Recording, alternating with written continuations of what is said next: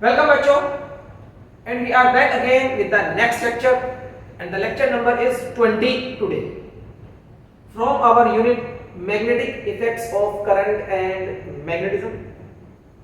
And आज जो चीज हम आपके लिए लाए हैं that will be some terms used in magnetism. तो कुछ टर्म्स सीखने हैं, तो कह सकते हैं हम टर्मिनोलॉजी सीखनी है आज हमको, कुछ ऐसे टर्म्स जो मैग्नेटिज्म में फ्रीक्वेंटली यूज होते रहते हैं. तो आज की हेडिंग होने वाली है टर्म्स यूज्ड इन मैग्नेटिज्म. अब ये टर्म्स क्या हैं? दीज टर्म्स आर, आज हमारा जो पहला टर्म होगा वो होने वाला है एच फील्ड. इसको हम मैग्नेटिक इंटेंसिटी भी बोलते हैं, magnetic intensity. Then the second term will be magnetization. Intensity of magnetisation भी कहलाता है. थर्ड नंबर पे हम करेंगे magnetic susceptibility, and fourth number will be of magnetic induction. Fifth will be permeability या मैग्नेटिक परमिएबिलिटी कह सकते हो. और लास्ट में हम लोग करेंगे रिलेटिव परमिएबिलिटी. तो ये कुछ टर्म्स जो आज हमें सीखने हैं, और आई हैव ऑब्जर्व कि ये टर्म्स ना स्टूडेंट्स को कुछ कंफ्यूज करते हैं, क्योंकि उनके ये समझ में नहीं आता कि ये टर्म्स आपस में किस तरीके से रिलेटेड हैं. तो आज हम इनको बहुत आसान तरीके से सीखेंगे. और आसान मेथड क्या होता है हमारा? आसान मेथड होता है कि एक डायग्राम को बना लो और वो सब चीजें जो आपको समझ नहीं आ रही हैं उस डायग्राम से रिलेट कर लो. तो वही आज हम करने वाले हैं. We will start the topic with the help of the diagram, और फिर देखेंगे एक एक करके ये सारे टर्म्स किस तरीके से डिफाइन होते हैं और इनके लिए आपस में रिलेशन क्या है. तो चलिए सबसे पहले हम स्टार्ट करते हैं मैग्नेटिक मटेरियल्स की अंडरस्टैंडिंग से, क्योंकि ये टर्म्स मैग्नेटिज्म से रिलेटेड है. मैग्नेटिज्म में हमें स्टडी करने होते हैं मैग्नेटिक मटेरियल्स. तो मैग्नेटिक मटेरियल्स क्या होते हैं? मैग्नेटिक मटेरियल्स आज की हमारी फर्स्ट हेडिंग है मैग्नेटिक मटेरियल्स. और मैग्नेटिक मटेरियल्स की ये हेडिंग के ऊपर बिल्कुल एक अलग ही लेक्चर हमारे पास रहेगा, and that is going to be the next lecture 21. तो मैग्नेटिक मटेरियल्स वो मटेरियल्स हैं बच्चों जो अगर आप किसी मैग्नेटिक फील्ड में रख दो तो वो मैग्नेटाइज हो जाता है सब्सटेंस. ऐसा substance, suppose I am having a magnetic field B naught in this region. मान लो यहां पर मैग्नेटिक फील्ड B नोट है और इस रीजन में मैंने कोई ऐसा सब्सटेंस रख दिया जो मैग्नेटिक फील्ड के अंदर रखने पर मैग्नेटाइज हो जाए, मतलब उसके अंदर मैग्नेटिक प्रॉपर्टीज आ जाए. तो ऐसे सब्सटेंस को बोलते हैं, ऐसे मटेरियल को बोलते हैं मैग्नेटिक मटेरियल. अब magnetic material they are of three types: diamagnetic materials, paramagnetic materials और फेरोमैग्नेटिक मटेरियल्स. अब डायामैग्नेटिक मटेरियल और पैरामैग्नेटिक मटेरियल्स ऐसे मटेरियल्स हैं जो बहुत वीकली मैग्नेटाइज होते हैं. ये वीकली मैग्नेटाइज होते हैं, ये दो वीकली मैग्नेटाइज.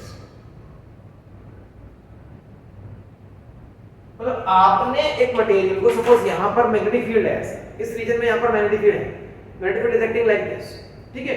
यहां पूरे रूम में मैग्नेटिक फील्ड है और मैग्नेटिक फील्ड में आपने एक ऐसा मटेरियल रख दिया जो डायमैग्नेटिक या पैरामैग्नेटिक है.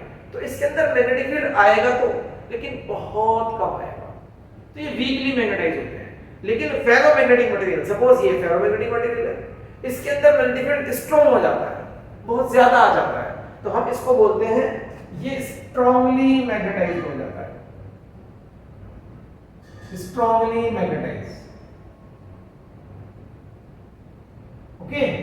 अब dia and para weakly magnetise होते हैं, तो फिर ये दो तरीके के क्यों हैं? क्या चीज इनको आइडेंटिफाई करेगी एज डाया एंड पैरा? तो डाया मैग्नेटिक मटेरियल में जो मैग्नेटिक फील्ड आता है वो बाहर वाले फील्ड से अपोजिट आता है. पैरामैग्नेटिक मटेरियल में जो मैग्नेटिक फील्ड आता है वो उसी डायरेक्शन में आता है जिस डायरेक्शन में बाहर वाला फील्ड काम कर रहा है, और फेरोमैग्नेटिक मटेरियल में भी उसी डायरेक्शन में मैग्नेटिक फील्ड आता है जिस डायरेक्शन में बाहर वाला मैग्नेटिक फील्ड होता है। ओके, अभी मैं बहुत कॉमन लैंग्वेज यूज करके आपको इस चीजें समझा रहा हूं। इन सब चीजों के लिए प्रॉपर टर्म्स हैं। अब आते हैं हम उन टर्म्स पर, ठीक है। तो डाया, पैरा और फेरोमैग्नेटिक मटेरियल को सिर्फ मैंने अभी आपके लिए इंट्रोड्यूस किया। मैंने आपको बताया ना, मैग्नेटिक मटेरियल्स जिसमें हम डाया, पैरा एंड फेरो को डिटेल में समझेंगे, उनकी प्रॉपर्टीज को समझेंगे। That is going to be the next lecture 21। आज हमें सिर्फ और सिर्फ सीखने हैं ये सारे टर्म्स। तो स्टार्ट करेंगे इन टर्म्स को लेकर। अभी अगर आपको यहां से कुछ कॉपी करना है, मुझे लगता नहीं कि अभी कॉपी करने लायक है, तो कर ले। आई होप हम आगे बढ़ सकते हैं। हम चलिए स्टार्ट करते हैं आज के फर्स्ट टॉपिक को, एच फील्ड को। लेकिन उसके लिए हम बनाएंगे पहले एक डायग्राम। डायग्राम बहुत जरूरी है ना।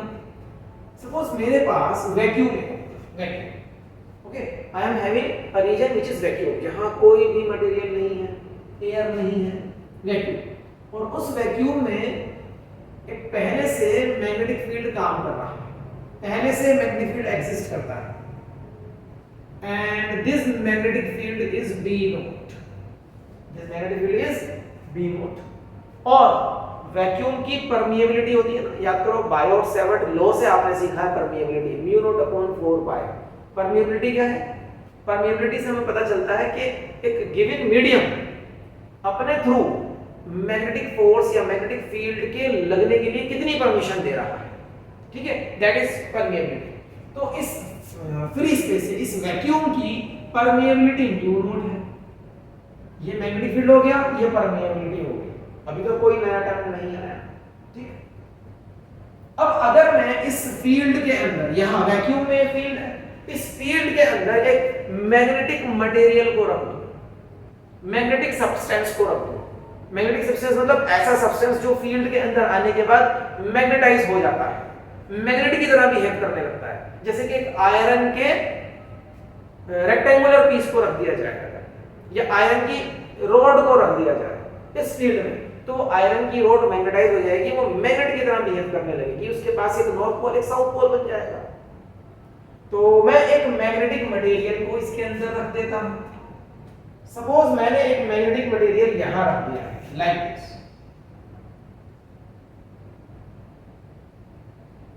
अब अगर मैंने मैग्नेटिक मटेरियल इसमें रखा है तो ये मैग्नेटिक मटेरियल मैग्नेटाइज हो जाएगा, और मैग्नेटाइज होने के बाद मान लो इसके अंदर जो मैग्नेटिक फील्ड होगा उसकी वैल्यू है B। अच्छा, ये मैग्नेटिक मटेरियल है तो इस मटेरियल की भी परमिएबिलिटी होगी। इस मटेरियल की परमिएबिलिटी है म्यू, ओके, मटेरियल की परमिएबिलिटी म्यू है। तो हमारे पास पहले से वैक्यूम है बाहर, वैक्यूम में मैग्नेटिक फील्ड B नॉट और वैक्यूम की परमिएबिलिटी म्यू नॉट। और उस वैक्यूम में जहां पर magnetic field B not exist करता है, सपोज ये रूम में वैक्यूम है, यहां पर magnetic field B not exist करता है, तो वैक्यूम मतलब फ्री स्पेस, उसकी परमिएबिलिटी क्या होगी म्यू नॉट। उसके अंदर मैंने एक मैग्नेटिक मटेरियल को रख दिया। अब इस मैग्नेटिक मटेरियल की भी तो परमिएबिलिटी होगी ना, दैट इज म्यू। और इस मैग्नेटिक मटेरियल को जब मैं मैग्नेटिक फील्ड की जगह में रखूंगा तो ये मैग्नेटाइज हो जाएगा।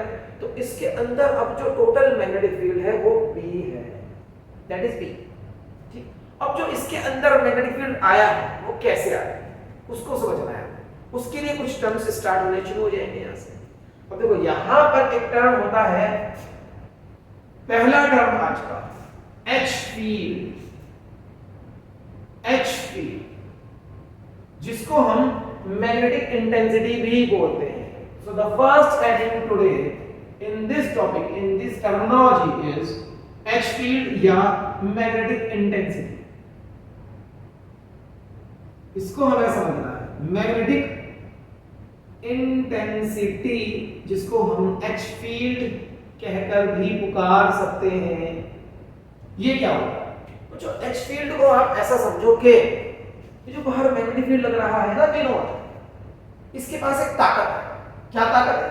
अगर इसके अंदर एक मैग्नेटिक मटेरियल आएगा तो उसको मैग्नेटाइज करने की ताकत होती है इसके पास, ठीक है।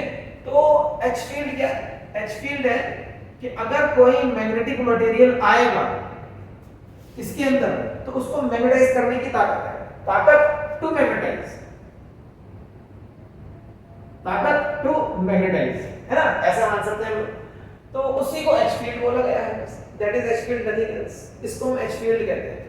और एच फील्ड को अगर आप डिफाइन करना चाहते हो तो एच फील्ड डिफाइन होगा इस तरीके से कि H field is equals to B upon mu.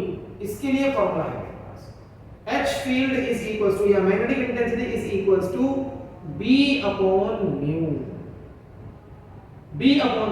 अगर आप यहां पर असाइनमेंट रखेंगे मैग्नेटिक फील्ड के लिए टेस्ला और म्यू की असाइनमेंट भी रख देंगे तो you will see that H की SI यूनिट आती है हमारे पास ampere per metre.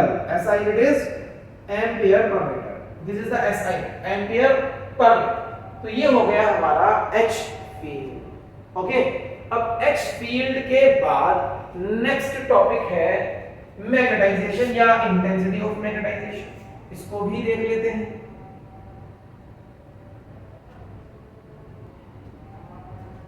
So next heading is magnetization.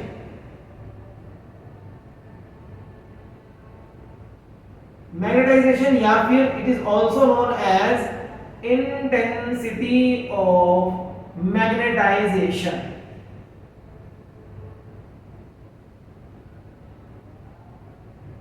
Intensity of magnetization. Symbol use करेंगे इसके लिए हम I. Now what is this intensity of magnetization? Intensity of magnetisation का मतलब क्या है? देखो, अब जब ये एक मैग्नेटिक सब्सटेंस एक मैग्नेटिक फील्ड वाली जगह पे आ गया तो ये मैग्नेटाइज हो चुका है, इसके अंदर मैग्नेटिक फील्ड आ गया होगा। अगर ये मैग्नेटाइज हो चुका है, ये मैग्नेटाइज हो चुका है, तो इसके पास एक नॉर्थ पोल बन गया होगा, एक साउथ पोल बन गया होगा, है ना। तो मतलब इसके पास एक डायपोल मोमेंट आ गया, डायपोल मोमेंट, दोनों पोल्स आ गए तो डायपोल मोमेंट आ गया होगा। So what is intensity of magnetization? Intensity of magnetization is dipole moment developed due to magnetization per unit volume of the magnetic material, per unit volume of the magnetic material। Definition जो मैं बोल रहा हूं आप video को pause करके लिख सकते हो, अदरवाइज आपको ये डेफिनेशंस प्रॉपर नोट्स में मिल जाएंगे, ठीक है। नोट्स कहाँ मिलेंगे बेटा? इसके आपको नोट्स मिलेंगे अपने टेलीग्राम चैनल पे, और जिसका लिंक हमारे डिस्क्रिप्शन बॉक्स में नीचे रहता है, ठीक है। तो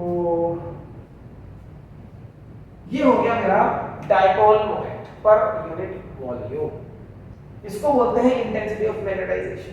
एंड इसकी SI यूनिट भी एम्पियर पर मीटर ही होती है। देखो डायपोल मोमेंट की यूनिट क्या थी? Dipole moment I into A से याद कर लो, ampere into metre square, ampere into metre square. नीचे वॉल्यूम में मीटर क्यूब, तो 2 मीटर से 2 मीटर कटेंगे तो नीचे बचेगा 1 मीटर, एम्पियर पर मीटर, ठीक है। तो ऐसा यूनिट तो दोनों क्वांटिटीज की सेम है, ampere per metre, ampere per metre. Magnetic intensity क्या है? ये जो बाहर फील्ड है इसके पास एक ताकत है, ताकत टू मैग्नेटाइज, कह सकते हो capability of the magnetic field to magnetise a given substance placed in it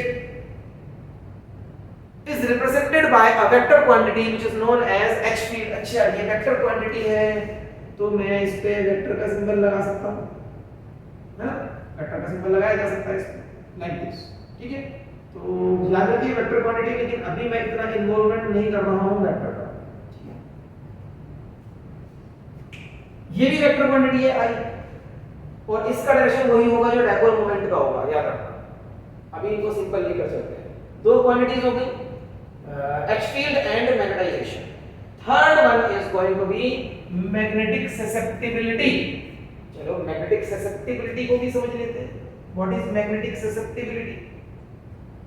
So this is number 1, this is number 2, and number 3 is going to be magnetic susceptibility। Third, magnetic susceptibility.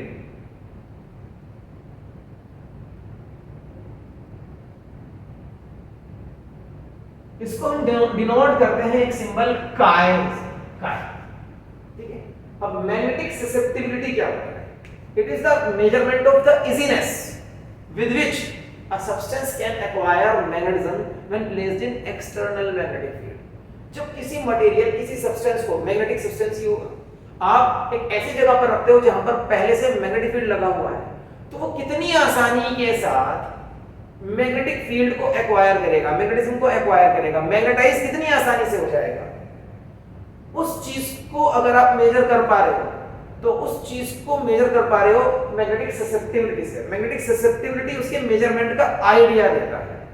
जितनी ज्यादा magnetic susceptibility की value होगी, समझ जाओ, उतनी आसानी से ये मैग्नेटिक फील्ड में जाने के बाद मैग्नेटाइज हो जाएगा। ये है मैग्नेटिक ससेप्टिबिलिटी। तो मैग्नेटिक ससेप्टिबिलिटी मैथमेटिकली अगर देखा जाए, it is nothing but the ratio of magnetisation to the magnetic intensity. It is the ratio of magnetization to the magnetic intensity। क्योंकि इसकी यूनिट भी एम्पियर पर मीटर है और इसकी यूनिट भी एम्पियर पर मीटर है, तो magnetic susceptibility is a unitless quantity और डायमेंशनलेस क्वांटिटी। कोई डायमेंशन नहीं है इसकी। यूनिटलेस एंड डायमेंशनलेस क्वांटिटी होता है, याद रखिएगा। ठीक है, ये हो गया मैग्नेटिक ससेप्टिबिलिटी मैथमेटिकली हाइपोनेच। और वैसे इससे क्या पता चलता है? इसकी वैल्यू से हमें पता चलेगा कि एक गिवन मटेरियल अगर मैग्नेटिक फील्ड में डाल दिया जाए तो कितनी आसानी के साथ वो मैग्नेटिक फील्ड को एक्वायर करता है, मैग्नेटाइज हो जाता है। This is magnetic susceptibility. Next term is going to be magnetic induction. अगला टर्म होगा हमारा मैग्नेटिक इंडक्शन। मैग्नेटिक इंडक्शन को हम करेंगे यहां पर। Magnetic induction is the fourth term today। Magnetic induction। Magnetic induction क्या है? इसका सिंबल होगा B। क्या B सिंबल आपको इस डायग्राम में कहीं दिख रहा है? यस, B क्या था? अभी मैंने आपको जब ये डायग्राम स्टार्ट कर रहा था तब बताया था कि B क्या है। What is B over here? B वो मैग्नेटिक फील्ड है जो इसके अंदर मैग्नेटाइज होने के बाद आ चुका है। It is the total magnetic field, magnetic induction. इसको मैग्नेटिक फ्लक्स डेंसिटी भी कहा जाता है। ठीक है, तो ये जो मैग्नेटिक फील्ड है, actually it is magnetic field. Magnetic induction is nothing but it is magnetic field only. जो टोटल मैग्नेटिक फील्ड अब इस मैग्नेटिक मटेरियल के अंदर आ चुका है वो P है। इसको मैग्नेटिक इंडक्शन कहा गया है। अब देखो, ये दो चीजों से मिलकर बना है। एक, जिस जगह पर आपने इस मैग्नेटिक मटेरियल को रखा उस जगह पर पहले से वाली लाइन देखो, बी नॉट फील्ड पहले से था, तो उस जगह पर बी नॉट फील्ड पहले से था। एक तो इसकी वजह से, ठीक है। दूसरा, अब इसके अंदर मैग्नेटाइज होने से मैग्नेटिक फील्ड आया होगा, दूसरा फैक्टर वो है। उन दोनों को अगर आप ऐड करोगे with proper direction, vector quantity से आई है मैग्नेटिक फील्ड, है ना, H field and intensity of magnetization, they all are vector quantity। तो इनको अगर आप प्रॉपर्ली ऐड कर लें according to vectors, according to their direction, तो आपको टोटल फील्ड मिल जाएगा। तो यहां पर जो टोटल फील्ड है उसके पास दो वजह है, दो फैक्टर है। Number one is because of the external field जो पहले से था ही, और दूसरा एक्सटर्नल फील्ड की वजह से मैग्नेटाइजेशन जो हुआ है, मैग्नेटाइजेशन जो हुआ है, उन दोनों को ऐड करना है तो मुझे B मिलेगा। देखते हैं कैसे मिलेगा। एक्सटर्नल फील्ड तो चलो B नोट है, वो तो बहुत इजी हो गया, B नोट वो तो पहले से ही था। अब जो मैग्नेटिक फील्ड इसके अंदर इंड्यूस हुआ है, आया है, मैग्नेटाइज जो हुआ है, ये डायपोल मोमेंट आया इसके अंदर। Dipole moment per unit volume is I, है ना, ये मैग्नेटाइजेशन है। अगर आप इस I को मल्टीप्लाई करा लो म्यू नोट के साथ, तो आपको मिलता है वो फील्ड जो मैग्नेटाइजेशन की वजह से आया है। याद रखना, फील्ड ड्यू टू मैग्नेटाइजेशन। एक तो फील्ड है एक्सटर्नल B नोट, एक फील्ड है ड्यू टू मैग्नेटाइजेशन, तो म्यू नॉट आई होगा, ठीक है। तो B naught plus mu naught I, ये टोटल फील्ड है उसके अंदर, इसको बोलते हैं मैग्नेटिक इंडक्शन। हाँ, आप बी नॉट को रिप्रेजेंट कर सकते हो इस तरीके से, देखो अब ध्यान से, अगर एच बी अपॉन म्यू है इस मटेरियल के लिए, तो ये भी तो एक फ्री स्पेस भी तो एक मटेरियल है, उसको भी तो आप मटेरियल की तरह कंसीडर करते हैं ना, मतलब ऐसा मटेरियल जहां कोई मटेरियल ना हो उसको फ्री स्पेस कहा गया है, ठीक है। तो H is equals to B naught upon mu naught for free space. अरे अगर H is equals to B upon mu है फॉर अ गिवन मटेरियल, तो फ्री स्पेस के लिए H is equals to B naught upon mu naught हो जाएगा। B naught upon mu naught, B upon mu करोगे तो इसके लिए आ रहा है, B naught upon mu naught करोगे तो फ्री स्पेस के लिए आ जाएगा आंसर, ठीक है ना। तो H को आप B naught upon mu naught भी लिख सकते हो, या यूं कह दो कि B naught is equals to mu naught H। तो बी नॉट की जगह पर I will be writing mu naught H plus mu naught I पहले से लिखा हुआ है। Now mu naught can be taken as common, तो H plus I, this is the total magnetic field inside the magnetic substance when it is placed in a region of external magnetic field B naught, ठीक है। ये total magnetic field है, इसी का नाम magnetic induction या magnetic flux density भी है। इसको डिफाइन कैसे करते हैं? इसको डिफाइन करते हैं total number of magnetic field lines crossing a cross sectional area perpendicular to the area, ये है मैग्नेटिक इंडक्शन। सपोज यहां पर एक एरिया है, अंदर एक एरिया हो, अब उस एरिया से परपेंडिकुलर डायरेक्शन में कितनी फील्ड लाइंस जा रही हैं, कितनी फील्ड लाइंस जा रही हैं perpendicular direction, this represents magnetic induction, इसको बोलते हैं मैग्नेटिक इंडक्शन, ठीक है। मैग्नेटिक इंडक्शन के बाद हम आएंगे अपने नेक्स्ट टर्म मैग्नेटिक परमिएबिलिटी पर। मैग्नेटिक परमिएबिलिटी क्या होता है चेक कर लेते हैं। मैग्नेटिक परमिएबिलिटी ऑलरेडी हम कर चुके हैं, इसका आइडिया हमको है, बट यहां पर वो एज अ टर्म हमें देखना ही होगा। Magnetic permeability mu, magnetic permeability mu can be defined using this formula, mu is equals to B upon H, ये होता है magnetic permeability, mu is equals to B upon H for a medium, for a medium, ये magnetic permeability होगी। और and for free space, free space के लिए magnetic permeability क्या होगा, mu naught is equals to B naught upon H, this is going to be for free space या for vacuum, तो magnetic permeability हो गया, magnetic permeability for free space हो गया, ठीक है, ये मैग्नेटिक परमिएबिलिटी होता है। Now relative permeability, magnetic permeability में रिलेटिव परमिएबिलिटी क्या होगा, next and the last term, तो magnetic relative permeability, permeability and is represented by mu R. आपको याद है इलेक्ट्रोस्टैटिक्स में भी रिलेटिव परमिटिविटी होता था, इलेक्ट्रोस्टैटिक्स का रिलेटिव परमिटिविटी अगर आपको याद आ जाए, relative permittivity is permittivity of medium divided by permittivity of free space, same over here, analogous study. Relative permeability of a substance, मान लो ये जो मैग्नेटिक मटेरियल है, ये रेड वाला बॉक्स, ये इसका आपको चाहिए रिलेटिव परमिएबिलिटी, तो इसकी परमिएबिलिटी को फ्री स्पेस की परमिएबिलिटी से डिवाइड कर दो, बस, नथिंग एल्स। तो mu upon mu not, this is magnetic relative permeability, it is unitless and dimensionless, ये भी यूनिटलेस एंड डायमेंशनलेस रहेगा, okay. And last one is, last one कोई टर्म नहीं है, लास्ट में हमें क्या सीखना है, हमें देखना है कि परमिएबिलिटी और ससेप्टिबिलिटी में कोई रिलेशन है तो वो क्या है, उस रिलेशन को भी समझ के इस लेक्चर को आज हम करते हैं फिनिश। तो रिलेशन,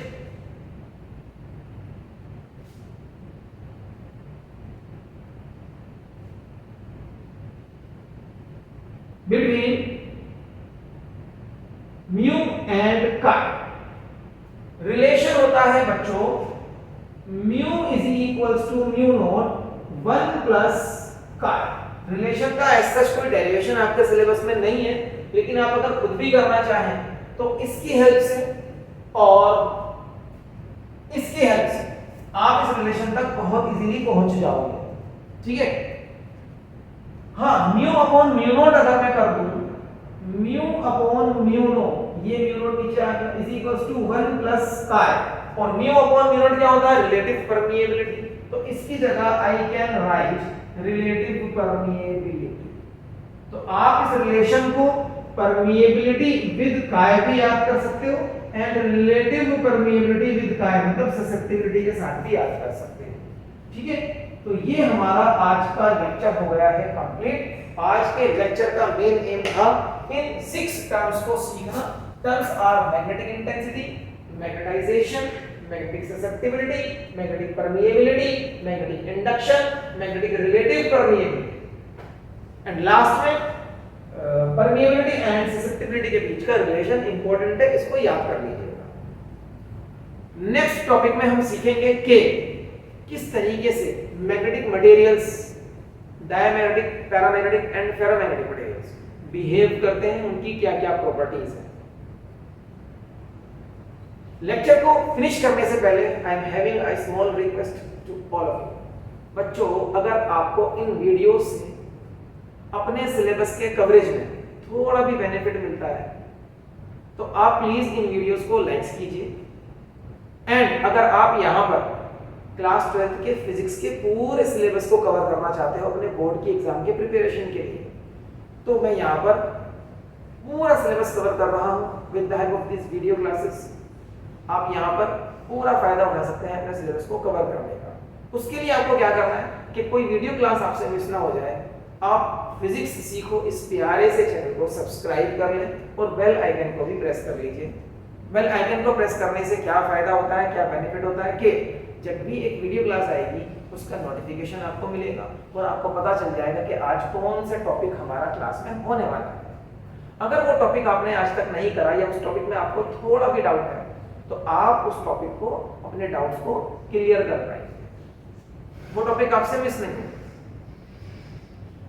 और आपका ये लाइक और ये सब्सक्राइब मुझे बहुत ज्यादा मोटिवेट करता है आगे आने वाली वीडियो क्लासेस में और ज्यादा अच्छे तरीके से आपको पूरा सिलेबस डिलीवर करने के लिए। और अगर आपको मुझसे कुछ कम्युनिकेट करना है तो फिर कमेंट बॉक्स है हम दोनों के लिए, वहां पर हम अपना कम्युनिकेशन भी कर सकते हैं कि आपको क्या फीलिंग आती है जब आप यहाँ पर इस चैनल पर अपनी स्टडीज को करते हैं। उससे भी मुझे बेनिफिट मिलेगा कि आगे मैं आपकी फीलिंग्स को समझकर क्लासेस डिजाइन करता हूँ। चलिए, तो फिर बातें तो बहुत हो गई हैं, मिलते हैं अपनी नेक्स्ट वीडियो में एक नए टॉपिक के साथ। Till then, bye bye.